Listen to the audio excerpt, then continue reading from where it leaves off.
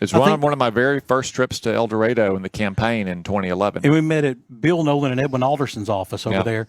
And I don't know that Edwin Alderson had ever been known for supporting a Republican ever. And so, well, there were a lot of people like that back in those days. Some people in Washington find it hard to believe that it was just 15 years ago or so that Arkansans had almost entirely Democratic representation in Washington and in Little Rock. And I think it's a testament to how far left the National Democratic Party has gone that Arkansas now is so Republican. I feel like most Arkansans believe that they didn't leave the Democratic Party, but the Democratic Party left them. Yeah.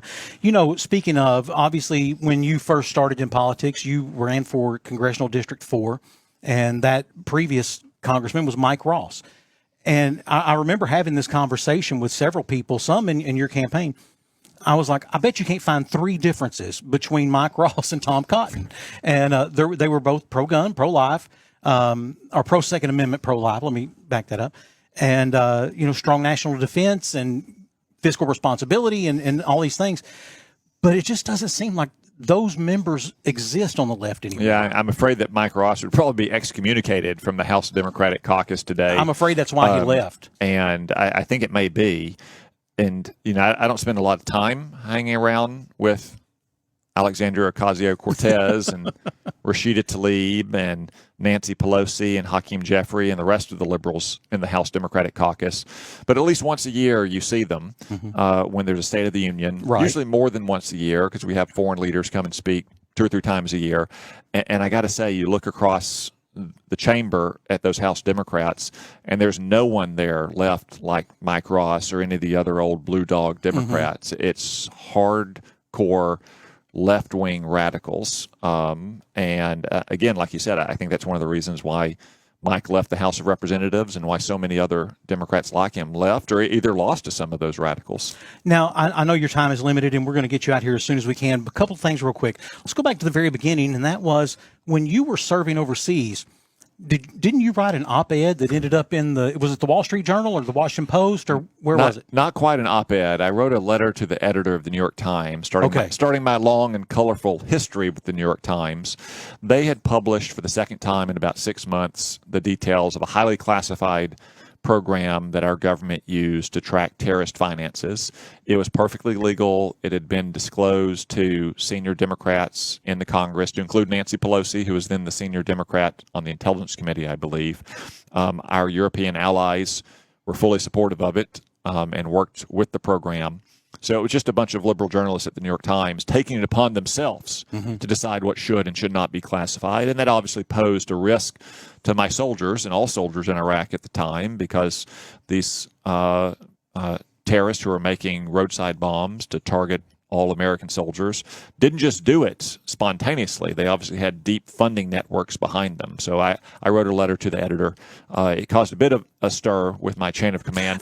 I think I remember that. Fortunately, about 24 hours into it, the Chief of Staff of the Army, General George Casey at the time, saw it and sent it out and said it was a great letter and it should be sent down to the lowest level. So I went from being the goat to the hero, I guess. And goat not as in the greatest of all time. No. Right. Another question I remember asking you, this was the very first time we ever met, and I asked you, I said, now, how tall are you? I'm 6'5". Okay, I don't remember you saying that, but doesn't that still make you a little too tall to be an airborne ranger? No, it doesn't. It makes me too tall to ride around in Humvees and MRAPs like it did in Iraq and Afghanistan, but somehow they squeeze me in. Yeah. It makes me too tall to be a submariner. Since I've been in the Senate, I spent about 36 hours once on a submarine, and it validated my decision that I was not made to be in the U.S. Navy. I was made for the Army. Real quick, probably the most viral clip I recall of you. You were questioning someone, and you asked them a series of questions about how many prisoners were at Guantanamo in 1979. Go back to that moment. Islamic terrorists don't need an excuse to attack the United States. They don't attack us for what they do. They attack us for who we are. It is not a security decision. It is a political decision based on a promise the president made on his campaign. To say that it is a security decision based on propaganda value that our enemies get from it is a pretext to justify a political decision. In my opinion, the only problem with Guantanamo Bay is there are too many empty beds and cells there right now. We should be sending more terrorists there for further interrogation to keep this country safe. As far as I'm concerned, every last one of them can rot in hell. But as long as they don't do that, then they can rot in Guantanamo Bay. If I recall, that was very early in my time in the Senate, maybe the first year. And I think this Obama administration witness was trying to justify the closure of Guantanamo Bay, which in those days still had several dozen hardcore terrorists. And he was explaining his view, and I guess in President Obama's view, that Guantanamo Bay's detention facility had helped generate terrorist attacks against the United States.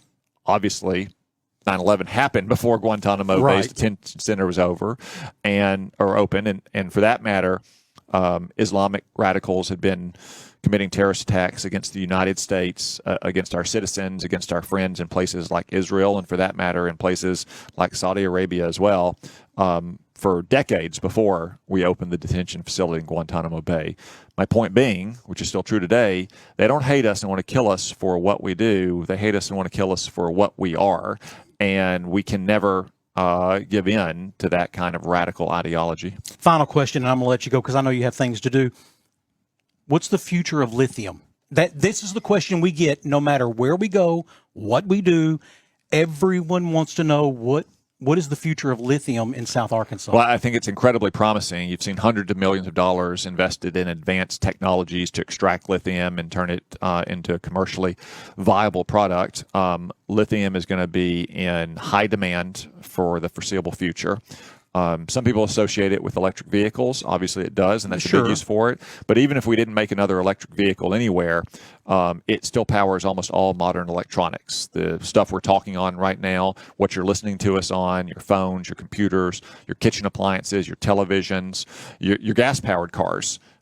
So the future demand for lithium is almost boundless. So the reserves that we have in South Arkansas are an incredibly promising source of jobs and economic growth for the people of this region. Well, we appreciate you very much, Senator, not only for stopping by and visiting with us tonight, but for what you do for us and representing us. It's been Senator Tom Cotton. We appreciate it. Have a great night. Thanks, Andy. Thank you.